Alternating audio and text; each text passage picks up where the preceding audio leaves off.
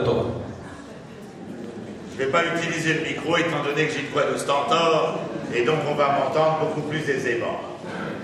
Je rappelle, le sage dans la Gemara de Kedoshin explique ici que si le lion a besoin seulement de l'eau et de sa pitance dont il a véritablement besoin, nous sommes de ceux qui sommes toujours avides de plus de besoins, mais beaucoup plus loin des éléments les plus vitaux qui sont les nôtres.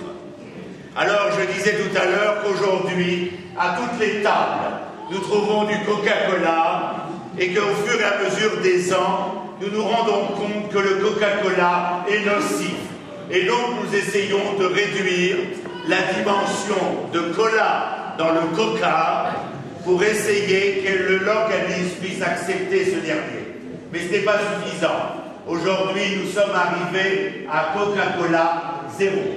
C'est-à-dire qu'en vérité, les hommes sont obligés de travailler de plus en plus afin d'essayer de retrouver l'eau qu'ils avaient auparavant, mais dont leurs besoins n'étant plus vitaux, mais ascensionnels par avidité, eh bien ils sont obligés d'employer énormément de gens dans différentes professions, dans différentes labeurs, afin de pouvoir entériner cette nouvelle eau qui pourrait leur servir à pouvoir assouvir et étancher la soif qui est la leur. Alors pourquoi vous ai-je parlé des animaux? Pourquoi vous ai-je parlé de Tzipora au nom volatile mais qui ne l'était pas et qui va accompagner le pâtre Moshe? Eh bien parce qu'il y a un midrash très intéressant qui est ramené, j'emploie pas le micro, mais si vous voulez vous taire, ce sera la plus grande désobligeance. Merci. Par contre, je serai désobligé de devoir lever le ton.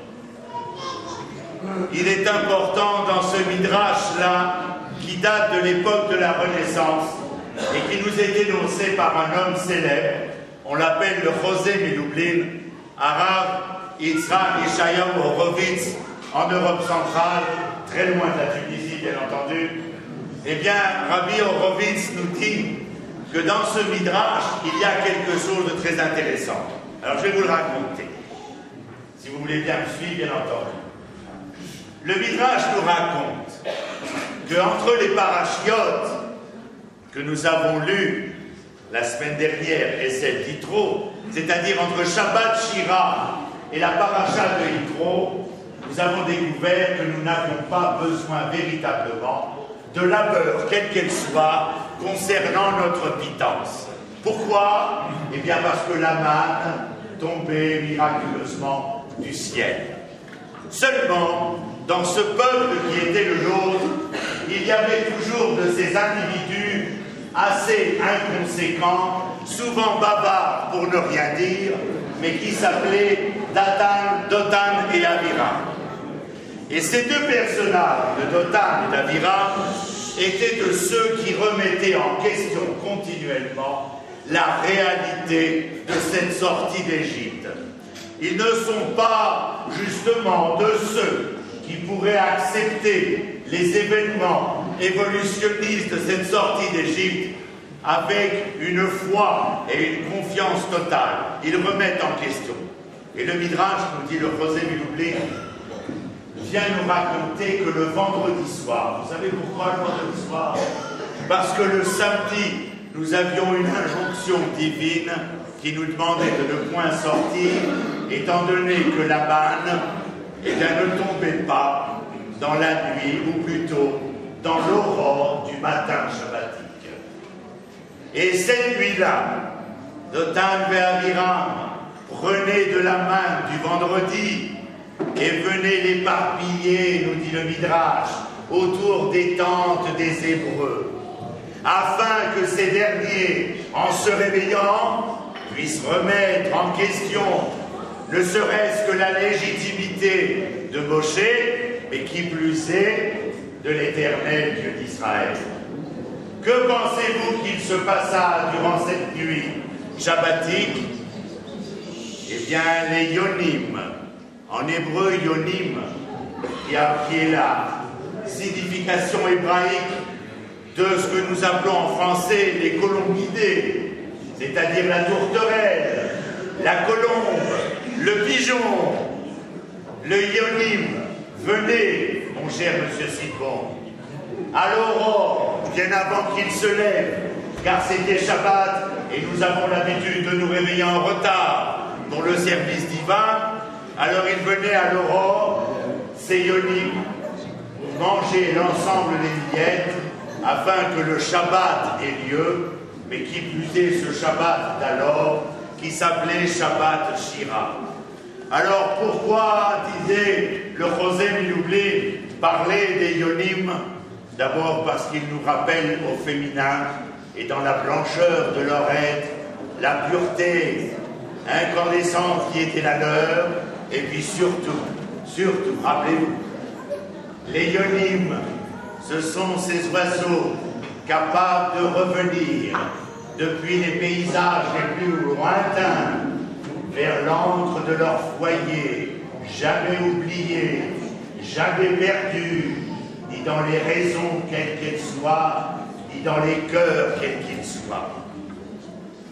Et ces ionim non seulement revenaient dans l'antre de leur foyer, mais ces ionim étaient fidèles. Et c'est la fidélité de Yonati, Kalati, Hamati, de cette colombe, cette fidélité à son appartenance, à son origine. Je ne crois pas que nous soyons là simplement en rappelant la Yona, de vouloir rappeler un tant soit peu ces exils d'antan, mais bien à travers cette Séouda de Yitro, marqué que la mer Rouge, comme disait mon maître Manitou, ne fut pas la mer qui s'ouvre, mais bien la porte qui s'ouvrait à nous, nous permettant de transcender l'histoire, afin de traverser le temps et l'espace, et de devenir de l'état-objet en Égypte, les sujets de notre histoire.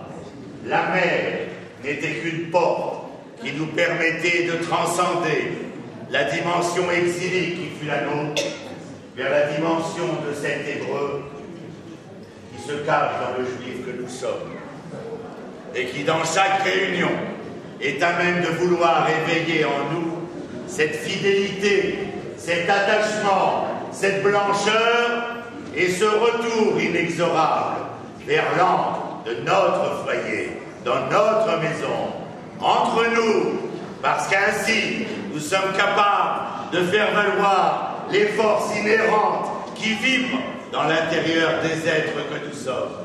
Jamais personne, ni qui que ce soit, ne pourrait remettre en question cette blancheur, ce retour, cette fidélité, et à ceux qui, dans le désert, comme Datan Béabirin, refuseront cette fidélité-là, eh bien, la porte qui s'ouvrira vers l'intérieur d'Israël ne leur permettra pas de rentrer au foyer, de pouvoir de nouveau faire valoir que l'homme qu'a créé l'Éternel, cet homme hébreu, est celui qui est continuellement en voie de traverser, d'être et de devenir. Si nous sommes réunis ce soir, c'est certainement parce que Eric, Marc veulent que dans le rassemblement qui est le nôtre ce soir, nous soyons capables, en tant qu'hommes, de conjuguer les verbes de notre histoire au temps du Créateur, selon sa palette, selon ses couleurs, mais que nous soyons capables de décliner l'ensemble de ces verbes à tous les temps de notre histoire pour accepter d'être comme ces colombes, aussi blancs, aussi purs, aussi droits, aussi vrais dans le retour qui est le nôtre. Et quand ce retour est Tchouva, il n'est que la réponse à ces milliers de questions que nous pouvons nous poser. Mais encore une fois, je vous le répète, c'est à travers la conjugaison de ces verbes-là, au temps de l'Éternel, au temps du peuple d'Israël, au temps de l'histoire de cette terre d'Israël, car vous l'avez compris, la terre n'en était pas moins féminine que le peuple en était masculin. Et c'est dans la conjugaison des plus conjugales des deux qu'il était possible de voir comme après du Bishvat, ce que j'écrivais dernièrement, les fruits d'un amour incandescent et incommensurable. Que bonne soirée soit.